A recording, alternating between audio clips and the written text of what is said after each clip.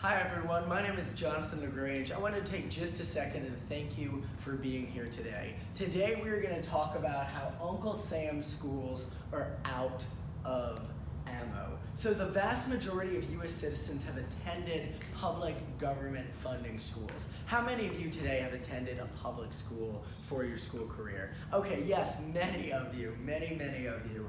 And so little do you and everyone else who has attended a public school know that y'all's experiences have been hindered by a lack of government funding for public schools.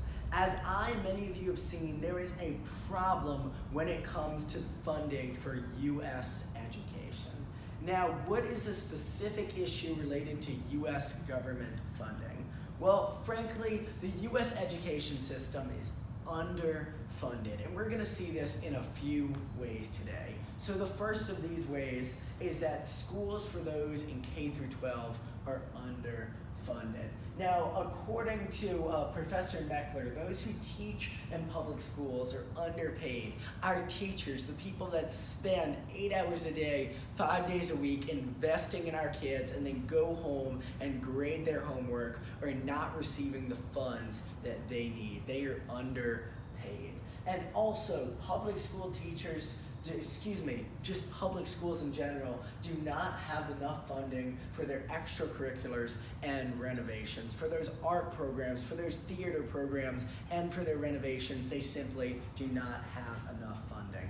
And the other side of this is that schools for those in colleges are underfunded. So it doesn't just go for the K through 12, it goes beyond to our higher education. So college students are in more debt now than they ever have been. The amount of debt that your average college student in is astounding. It is absolutely insane. And also funding for colleges is misallocated. Dr. Vetter talks about in a wonderful article how there's a misallocation from the government in relation to college funds. So that is the problem, but what would happen?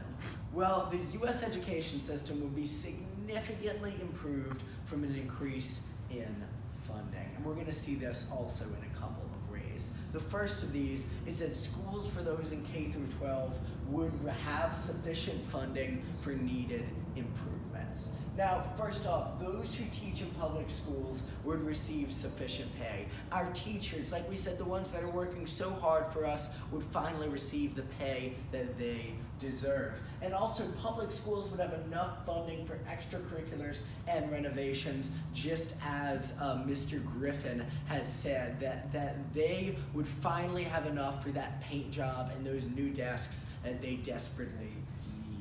And the next way we see this is that schools for those in colleges would have sufficient funding for their needed improvements. Again, on the upper level, on the higher education level, we see that debt that college students have would be significantly reduced. According to an article that Professor Friedman wrote about the amount of debt that college students have, he mentioned that if there was an increase in government funding and in government grants for college students, that debt would be significantly reduced. And also, funding for colleges will be properly allocated. Later on in that same report that we discussed from Dr. Vitter, he discussed that with an increase in government funding, there is a sufficient allocating for all colleges.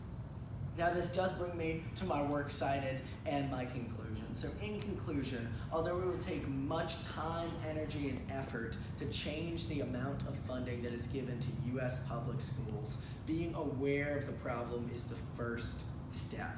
Now that we know that the U.S. education system is underfunded and that an increase in those funds would yield significant benefits for us all, I want you to ask yourself, what are you going to do with this information? What can you do to help all of us get an increase in government funds for our public education systems? Thank you very much for listening to me. Now we're going to have a couple minutes for some questions and some answers. So are there any questions today? Yeah, so you talked a lot about government funds and how that needs to be increased. Where would the government get that extra money to fund the schools? Yes, that is a very, very good question. And initially, one would think, oh, an increase of taxes, and that sounds awful. Nobody wants their taxes increased. But in all reality, our federal government has a lot of money that is misallocated to different things. There are millions and millions of dollars being wasted on things that they do not need to be wasted on, that could instead be shifted to go towards our education, because it is one of the most important things that our federal government funds. Okay, and just another question. What exactly can the average citizen do to help fund these schools? Yes, of course. A great step for your average citizen to do is to first off understand that you can make a difference. This is America, and we have the awesome opportunity that just one citizen, one vote can really and truly make a difference. And the best way to do that is to go to your local representative or call in to your federal senator and just express to them your thoughts and your needs for action, and they will listen to you, and they will help get those funds increased. So do we have any other questions? Okay, awesome. Just thank you so much for being here. Once again, my name is Jonathan, and you just have an awesome day.